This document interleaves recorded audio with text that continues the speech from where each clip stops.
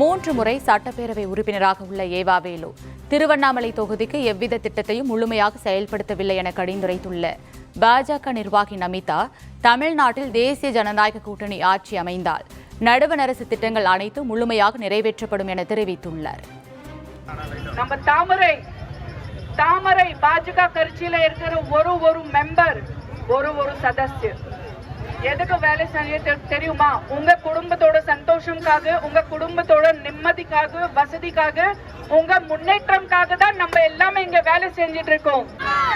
உங்களுக்கு இலவசமா லேண்ட் கொடுத்து, அது மேல பட்டா கொடுத்து, அது மேல இலவசமா வீடு கட்டி, அதுக்கப்புறம் அது பத்தாதுமா, அதுக்கு உள்ள உங்களுக்கு இலவசமா ஃப்ரிட்ஜ் கூட கொடுக்க போறேன். யாரு? தாமரை நம்ம பாஜக கட்சி. உங்களுக்கு இங்க கோவில்ல கூட நிறைய கஷ்டம் இருக்கு இல்லையா? இந்த மாதிரி எவ்வளவு பெரிய ஒரு கோவில் எங்க லோக்கல் மக்களுக்கு தான் என்ட்ரி தர மாட்டேன், காசு கேக்குறேன். ரொம்ப மோசமா, ரொம்பவே மோசமா. நீங்க தாமரைக்கு ஓட் போட்டீங்கன்னா இதெல்லாம் பிரச்சனை உங்களுக்கு வரவே வராது.